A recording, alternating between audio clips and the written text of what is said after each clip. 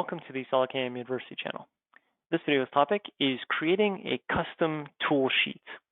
Now, as a review, the tool sheet inside SolidCAM is a list of your operations, your tools, pretty much everything you would need to post out with the G code to give to anyone setting up the machine in terms of how to set up their tools, what the operations they can expect in that program, and that sort of thing. So let's take a look at how you generate a tool sheet. So you right click on your CAM part, you can go to tool sheet, and when you go to tool sheet itself, you actually have the ability to link to a company logo, link to an image that you would have captured using the function just above tool sheet over here. So you just click on capture image, and what it does is it captures anything in this window here. So if we take a look at that, we can see that I've had a couple of images there. So let me just click on that one there. In addition to that, you can plug in additional parameters. Under part notes, you can put some notes in there that get popped in with that tool sheet, any additional notes you'd like to add. And then you can choose which sections you'd like to include in that tool sheet. Now, the tool sheet itself, there are many defaults that come with the software. But today, in this video, we're going to talk about a customized one that you make yourself. And you can see that I already have one selected there. So let's see how that actually is created. So what you want to do first is open up this location in your default directory. Now, if you've changed the location, you might need to modify the address that you're looking for this. But basically, you're looking for this files folder. So C, Program Files, SolidCAM 2020, in the case of using the 2020 version, SolidCAM, _ XML doc, and then Files. And there you'll find all the templates. Specifically in this video, I'll be making an Excel template. And I've actually copied this one here, the default XLSM _ Excel 2017 plus, and you can see there that in the name, that's what I've done. My recommendation would be to copy this template onto, let's say, your desktop or another location completely, modify it to suit your needs, and then paste it back in here. That should avoid any kind of administrator issues that you run into. But basically, this is the final version. So I copied that somewhere else, modified it, and then brought it back in here. The other folder location you're going to want to have is your temporary folder location. And that is only because we need to do some testing to see if this template is working correctly. So what I've actually done is, with my part file currently open, I went to my temporary folders, and I found that temporary folder location, and we're going to need this doc file as well. We're going to want to have this address for later on as well. And that's simply because we want to be able to reference all the information being output by this currently open file to test out our template while we're generating it, while we're defining that template to start. Okay. Now, to get that temporary folder location, that's in your SolidCAM settings. You can actually look that up when the part is closed. You can look at where your temp folder is assigned to. Or, since we already have this file open, a quick way to get to it is it's already being referenced in my part level settings when I go to G code generation, and my default setting is to generate it into the temporary folder of this particular file. So that's just a quick way to find out where that address is. So that's a quick way to get to that doc file. But you're looking for the temporary folder location. So now that you have those two addresses, those two folder locations, now it's time to actually modify a template. So like I suggested, you'll open up one of those Excel templates, and what you can do is you can delete everything in that one tab and then add your own formatting. So I'll show you what I've done so far in my copy. So you'll open up Excel, which I'm doing on my other screen, and I'll just bring it over. Now, this is actually my customized formatting. You can see some stuff is already auto-populated. What you would actually do is open up the original template and delete everything under the Design tab, because you'll see that it has all the original default formatting. You can delete all of that and put in your own template information. So I put in my own header here. I've given it my own names for certain categories, certain cells. I've even put my own little tool list in here. Now, it's auto-populated because I've already linked it using that doc address that I mentioned before. So this is the temporary folder for that particular file. And as you can see from this guide, it's simply just for testing. When you actually go to use this template, it'll pull from the file that you currently have open inside SolidCAM. But for testing, we need something to link to. So I've just brought that address over here. So it's going to grab those parameters just so I can run a quick test to see if this is working. So for instance, under project name, if I click on that cell, that is actually using a formula from the Data General tab where I took the actual part name. So equals SC underscore part name. For the project name, that's all you need. It's basically just going to read that from that variable called project part name. Program name is actually going to take it from the name of the split.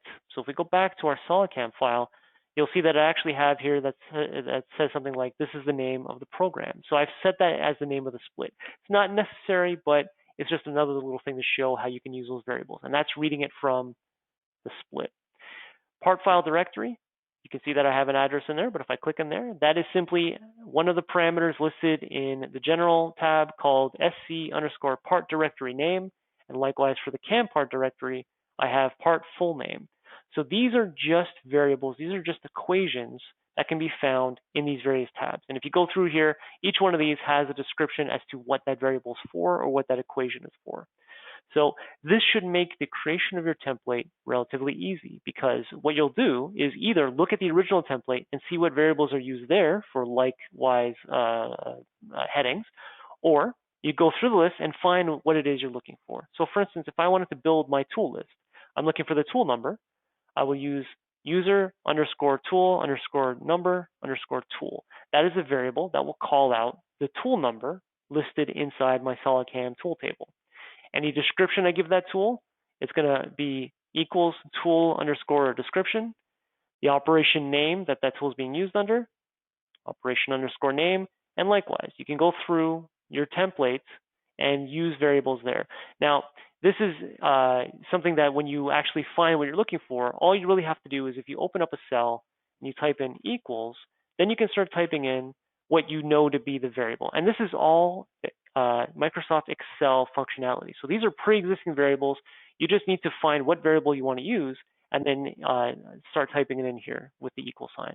So that should make the template relatively easy to do, because all you're doing is just adding in the formula for the variable that you're looking for.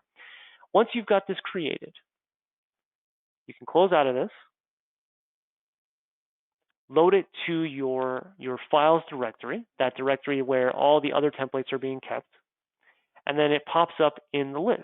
So we'll say right click, documentation tool sheet, tool sheet. I'll load in that picture that I want to use. I've got my notes. I've loaded in this one here that I've called copy default. So I know that that's the copy to default. That's my modified one. I'll click generate.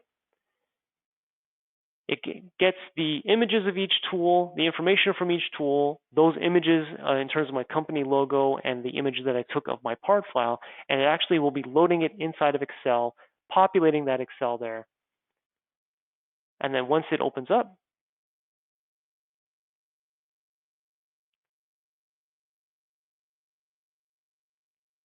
now it does take some time because it is loading a lot of information, depending on the size of your file as well. This is relatively a large file, so it has to collect all that information and collate it for me.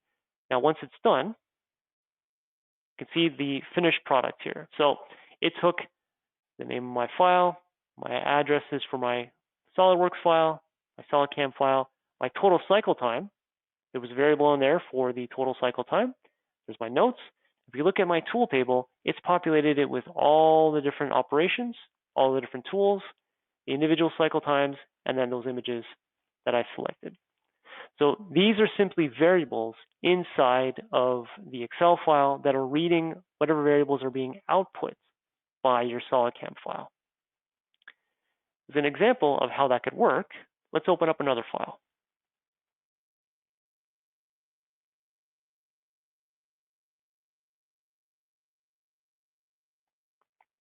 Now, because this is a lot of Microsoft Excel functionality, this is going to be almost like a case-by-case sort of basis. So what I would recommend is create your template beforehand. Figure out what formatting you'd like, what variables you want to show up there, and then once you get in there, then you can find what variables exist in those tabs. And we can very much help you with this in the training sessions. But this is more of an Excel thing. This is more of a preference thing. So I would definitely say figure out what you want out of your tool sheet, and then generate the template from there. So here's another file. has some less operations on there. I have a split with the name there as well. It is a completely different file. So we'll do the same thing. We'll go documentation toolsheet, capture. So I'll get that image there. And I'll go back to documentation toolsheet, make sure I'm using my copy. I've got my company logo already loaded.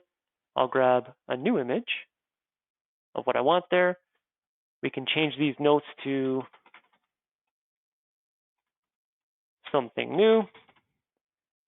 And then we'll click generate. And again, what that will do is it will collect all the shapes of my tools, the lengths, the widths, all the dimensions of the tools. It will load a lot of information into the template.